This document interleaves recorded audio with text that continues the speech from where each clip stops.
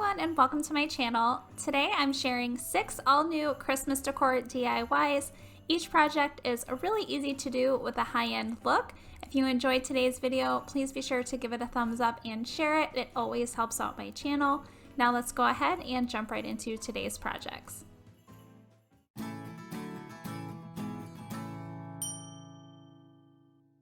For the first DIY in today's video, I'm going to be making a sign. I'm going to be using this small wooden piece, and this one came from a Dollar Tree Christmas craft kit that I just recently picked up, but I really wanted to use this piece for today's project. I'm then going to be using a smaller paintbrush to apply my folk art wood tint in the color Walnut. By using this brush, I was really able to get in all of the little grooves of this wood piece. Once I have all of the stain or wood tint applied, then I'm just taking an old rag and wiping away the excess tint. For this project, I'm also using one of these 10-inch unfinished wood rounds from Hobby Lobby, and I'm painting this piece with my Waverly chalk paint in the color Plaster. Next, I'm using this old-fashioned sleigh ride stencil from Amazon, and I will have it linked down in my description box if you guys are interested in purchasing it.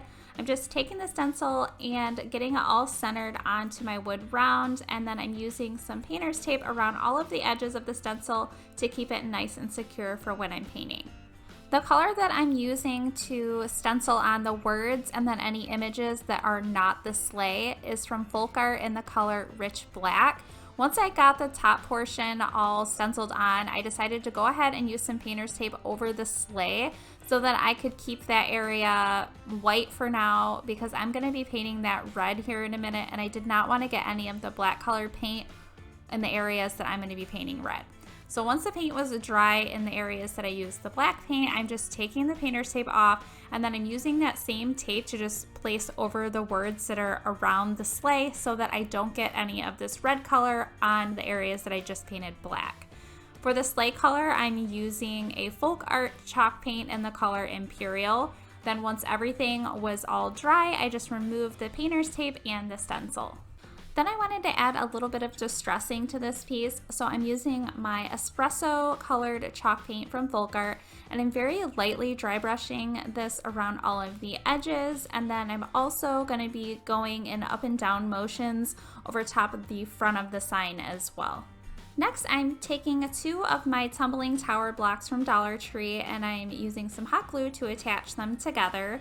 Then I'm using that same plaster colored paint to paint them the same color as the round so that they match. And then I'm taking my round piece and just getting it centered in the middle slot of the piece that I stained in the beginning.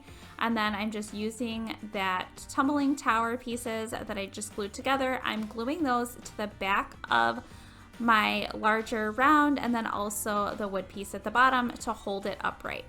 This is what my sign looks like all finished. I love how it turned out. I think it is super cute. It was really easy and inexpensive to create, and I think it has a really good high-end look. Now moving into DIY number 2. For this one, I'm making a wood shim tree, and I'm using 8 wood shims. You can get these at Home Depot in a pack of 12 for just under $2. As you can see here, this shim is larger on one side and then it gets thinner on the other side. And the first thing I'm doing to these is I'm using my Folk Art wood tint in the color Walnut, and I'm just painting the stain on with a paintbrush and then wiping away the excess with a old rag. What's great about using a paintbrush is you can really get in all those grooves of the wood since these are a little bit on the rough side. I'm also going to be using this small scrap piece of wood, and this measures 5 by 1.5 inches. And I'm doing the same thing. I'm using that same walnut wood tint and I'm just painting it on and then wiping away the excess. Next, I'm attaching the wood shims together using some hot glue, but when I'm gluing it on, I'm placing it about 1 inch up from the bottom of the first shim so that it's kind of staggered. And then I'm just doing that with 2 more wood shims, so there's going to be 4 on each side. I'm doing 2 different ones like this since there's 8 shims total. But as you can see, I'm leaving about 1 inch every single time I attach a wood shim on. So here's 4 of them together to make one side, and then I'm just continuing those same steps to do the other side, and I'm just making sure that I'm placing them the same as I did the first side. Now it's time to attach those pieces together, so I'm just taking the 2 side pieces, placing them on the bottom wood piece, and then I'm using hot glue on the bottom of the shim pieces to attach it to the bottom wood piece. And then to attach the very top wood shims into the point, I just used hot glue to attach the 2 pieces. I then laid out popsicle sticks to see exactly how many I needed to line the back of my tree, since I do want to have the back of the tree lined with wood, and it was 15 popsicle sticks. I'm then placing the sticks on top of the back side of the tree and then just marking with a pen where I need to cut them down, and I continued to do that until I had all of my popsicle sticks cut down to the size to fit the back of my tree. After I had all of the sticks cut down, I'm then painting each one of them with my plaster colored paint from Waverly, and then once they've all dried, I wanted to distress them a little bit, so I'm just going around all of the edges first with my espresso colored paint from Folk Art, and then I'm taking whatever is left over on my brush and just very lightly painting that on the middle of each stick. Next, it was time to attach those sticks to the back of my tree. So I just placed hot glue on the back of the wood shims and then placed the popsicle sticks on top of that with the painted side going towards the inside of the tree. Now that those are all attached, I'm going to be needing to make the base for my tree, and I'm using these 2 wood blocks. The larger one is 4 by 2 inches, and I'm just going to be using my Folk Art wood tint in the color Walnut to give this a nice brown color stain. And then for the smaller 2 by 1 inch block, I'm painting this with my Waverly paint and plaster. Once the paint was dry, I wanted to add a distressed look to this piece as well, so I used that same espresso colored chalk paint to do that. Then I'm using 4 of these unfinished wood letters to spell out the word Noel, and I'm using the plaster colored paint to paint these. Next, I'm placing all of my letters to spell out Noel right on the front of my stained wood piece, just to get them centered before I start gluing them down. Once I have them all placed where I want them to be, I'm using hot glue on the back side to attach them. I'm then using some more hot glue to attach my white block piece to the center of my stained piece. And now this is my tree base. And then now I just need to attach the tree base to the actual wood shim tree. And again, I just used hot glue to do that. Now for an accent piece that I want to add to the front of my tree, I'm going to be creating a wreath, and for this I'm using a 3-inch embroidery hoop that I had in my craft stash, and I'm painting it with my Spanish moss colored paint from Folk Art. For the greenery on my wreath, I'm going to be using these stems from Hobby Lobby. These are my favorite around Christmas time. I'm just cutting them down pretty small, and then I'm using some hot glue to attach the stems to the embroidery hoop. And then for each stem that I'm gluing on, I am just tucking it underneath the previous one that I glued on so that there's no gaps in between. And then I just continued to do that until I had them going all in the same direction around the wreath. I'm also going to be using these 2 mini bells that came off of one of these small little ornaments from Dollar Tree, and I just thought that they would be so cute in the middle of this wreath, but I did want to change the color, so I'm painting both of the bells with that rich black chalk paint from Folk Art. And then once the paint dried, I'm using a little bit of a gold colored paint to just kind of distress around the bell and make it look a little bit more vintage. So I used it around the edges, and then whatever was left over on the brush, I just very lightly painted that on. As you can see, some of the paint did come off and some of that silver color was poking through, but I ended up really liking how that looked, and it kind of went with that more vintage feel that I was going for anyways. I then strung both of the bells onto a piece of jute, and then I wrapped them around the top screw of my embroidery hoop and then just tied a knot on the back side. I'm also going to be creating a bow using this red and cream color ribbon that I got from Dollar Tree or Dollar General last year. I'm just making a really simple bow, and then I'm cutting the tail ends of the bow in a diagonal, and then I'm hot gluing that bow right at the top of my embroidery hoop above my bells. I'm then placing hot glue in the center of my wood shim tree to attach the embroidery hoop wreath. And this is what my tree looks like all finished. I love how this one turned out.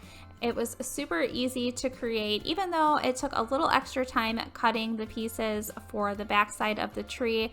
It was definitely worth it in the end.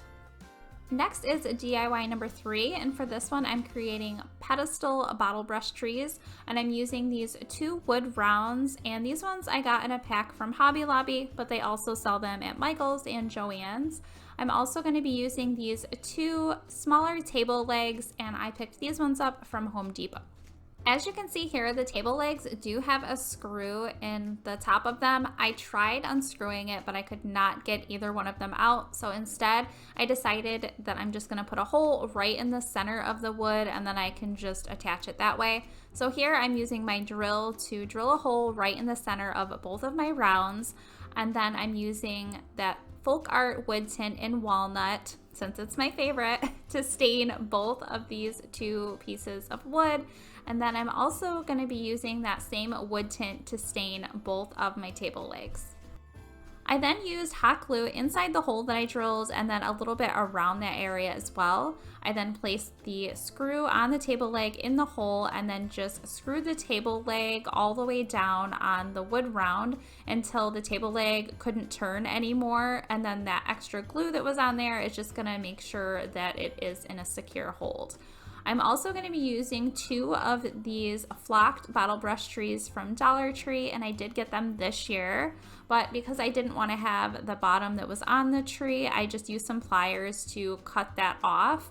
I'm then going to be drilling a hole right in the very top of my table leg, and then I'm placing hot glue inside that hole, and then with the little wire that's on the bottom of my bottle brush tree, I'm placing that inside of the hole.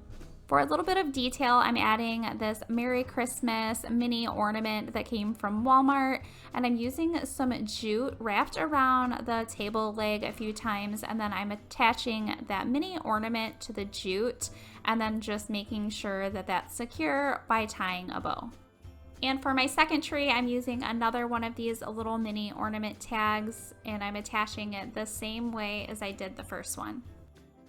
And here are the pedestal bottle brush trees all finished. I love how these ones turned out. They were really easy to create, and you could switch up the table leg colors and be red and green if you wanted something a little bit more festive.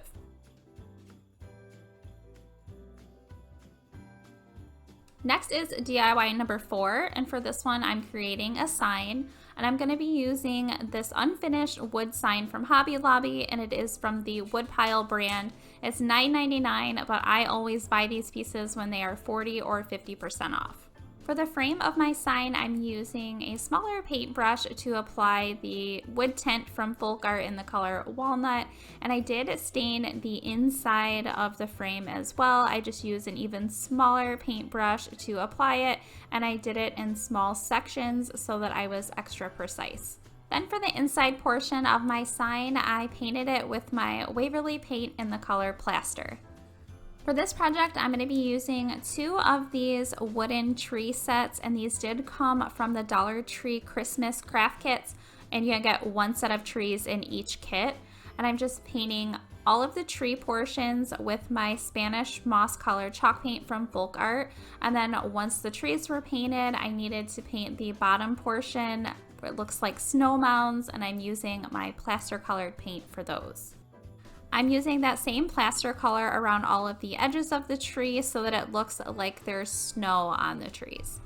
I then decided I wanted to have the back of this piece look rustic and distressed, so I'm using some of my espresso colored chalk paint on an old chip brush, and I'm just very lightly dry brushing that color along the entire back side of my sign.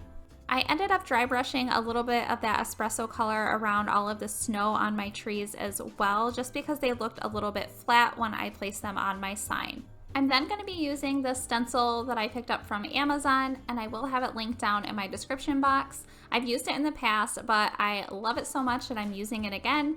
I'm just getting it placed where I want it to be on my sign, and then I'm using some painter's tape around all of the edges to keep it nice and secure. And then I'm also placing some painter's tape on those trees because I am not going to be using those for this design. The color that I'm using for all of the wording is from Folk Art in the color Rich Black. I wanted to add just a little bit of detail to this sign, so I'm going to be using 6 of these unfinished wood stars from Hobby Lobby. I'm leaving them just like they are. I'm not painting them or staining them. I just loved this color with this particular sign, and I'm just hot gluing each one of the stars on top of all of the pine trees. And this is what the sign looks like all finished. Another really easy project. I ended up just having the beads on the top of the sign draped a little bit on the front because I thought they looked really great with the unfinished wood stars. Now moving into DIY number 5, I'm making a directional Christmas sign, and I'm going to be using this wood arrow sign that I got on clearance from Hobby Lobby a while back. The first thing I'm doing is just cutting off some of the ropes that held the sign together, and then once I have the bottom one cut off, I'm just using some pliers to pull the rope through all the rest of the staples. For 2 of the arrows, I painted them with my Tuscan red paint from Folk Art, but since it was a little bit more sheer, you could see through it, and I did have to do several coats of this on both of the arrows. But then once all the coats were dry, I thought it was a little bit too dark, so I ended up going in with my Imperial color to brighten it up a bit. Then for the remaining 2 arrows, I used the matte acrylic paint from Folk Art in the color olive green, and I did have to do several coats of this paint to get all of that wording covered up. I'm also going to be using a scrap piece of wood for this project, and this piece is 10 inches by 3.5 inches, and I'm using that same wood tint in the color walnut to stain this piece. For the base of my sign, I'm going to be using this square wood piece, and this one I believe is from Hobby Lobby, but you can get them at pretty much any craft store, and I'm staining it with that same walnut wood tint. Another piece of wood I'm going to be using for this project is this thicker piece here. This one I actually did get from Hobby Lobby, and it's 21.25 inches long, and I'm just using that same walnut wood tint once again to stain the piece. For all of the words that I'm using on my sign, I did do them on my Cricut and cut them out. This one here that says "Welcome to the North Pole," I will be just placing it on the stained piece of wood and just getting that all transferred. And I will have a link to all of the cut files down in my description box as well, in case you guys are interested in using them for your own signs. The second one I'm placing on one of the red colored arrows, just says Santa's Workshop. I then did the words Reindeer Games for the first green arrow, and then for the second red arrow I did the saying Elf Village, and then for the second green one I did the words Sleigh Rides. I wanted to add a little bit of color around all of the edges of my arrows, so I'm using that plaster color from Waverly, and I'm just very lightly painting it around all of the edges. And then I took a little bit on a Dollar Tree stencil brush, and I very lightly dry brushed that around all of the wording on all of the arrows. Next, I'm attaching the base piece with the longer wood piece using some hot glue, and then I'm just setting that down and getting all of my arrows and my sign placed exactly where I want them to be. Once I have them set out, then I'm just using some hot glue on the back side of each piece to attach it. For the last little detail on this piece, I'm using some of this greenery stems with berries from Hobby Lobby. I cut 2 little pieces of this out, and then I'm just going to be placing them on the top of the sign. I bent them a little bit since I do have a wire in them. It was really easy to bend, and then I just wrapped them around the left side of the sign, and then I did another one around the right side of the sign. And this is my directional sign all finished. I really love how this one turned out. Again, it was really easy to do, and I hope that you guys like it just as much as I do. Moving right along into the 6th and final DIY for today, I'm going to be making a wreath. I'm using this wreath form from Hobby Lobby, just removing the tag, and then I'm also going to be using some of these wood biscuits from Home Depot, and they are from the Ryobi brand. I'm first going to start by painting my entire wreath form with the Folk Art chalk paint in the color Spanish Moss. Next, I'm going to be hot gluing wood biscuits around my entire wreath form. I'm just gluing one side of the biscuit onto the wreath form with the other side sticking out, and they're all going to be going kind of in like a diagonal all the way around the wreath. Once I have them all glued on, I'm then going to be going back in with that Spanish moss colored paint and then just painting all of the biscuits. Next, I'm adding a second layer of wood biscuits over top of the first layer, and again, just using the hot glue to attach them, but I'm placing each top layer right over top of the first layer in between where the bottom layer of biscuits meet together. And then I'm going to be painting this top layer with that same Spanish moss colored paint. I then wanted to add what looks like snow around all of the biscuits, so I'm using my plaster colored paint to paint this around all of the edges of the biscuits, and then whatever was left over on my brush I would paint in the center of the biscuits. To create my bow that's going to go on the wreath, I cut a piece of this burlap ribbon from Dollar Tree a few inches long, and then I cut another piece that was a little bit longer than the first piece. I'm then going to be hot gluing the ends of that ribbon together to form a circle, and I did that for both of the pieces of ribbon that I cut. I'm then cutting a third piece of this burlap ribbon, and this is going to be the tail ends for my bow. I just laid it out to the size that I wanted my tails to be and then cut it down to size. I then stacked my two pieces of ribbon that I had glued into circles, and then I'm wrapping a piece of jute around both of them and then just tying a knot on the back side. I'm then taking another piece of jute and then I'm finding where the center is on that third piece of ribbon that I cut, and then I'm just tying that off in a knot as well. I did leave the two jute ends that I had left over on my bow attached because I'm going to be using those to attach to my tail end pieces, but for the leftover jute that I have right here on this tail piece, I am going to be cutting those off. Now I'm taking my bow and placing right in the center of the tail end piece and then using those jute strands on the end of it to tie it together along the backside. Then for the ends of my tails, I did want them to be in a V shape, so I just folded those over and then cut them upward to form a V.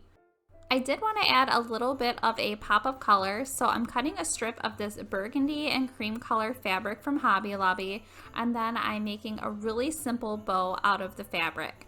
For the tail ends of this bow, I did want them to have that same V shape, just like I did with my burlap bow, so I just folded the ends over and cut upward to form the V. Next, I'm attaching my burlap bow right at the top of my wreath, and then over top of that bow, I'm attaching my checked bow that I just created.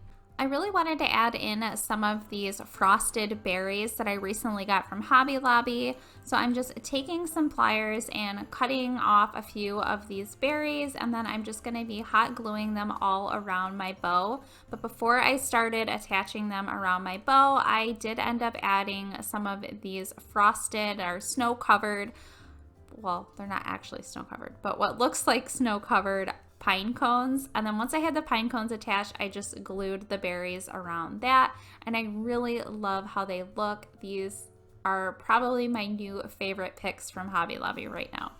For the very last step, I ended up adding a jute hanger along the backside. And this is what my wood biscuit wreath looks like all finished. I know you guys really enjoyed the wood biscuit tree I made in my last video, so I wanted to add another project using them, and I really love how this one turned out. I hope that you guys enjoyed today's video as much as I enjoyed creating it. If you did, please be sure to give it a thumbs up and share it. It always helps out my channel. If you're not subscribed, I hope that you will consider subscribing. Please be sure to hit the notification bell so that you don't miss out on any of my future content. And I would love to hear in the comments down below which project from today's video was your favorite. Thank you so much for watching.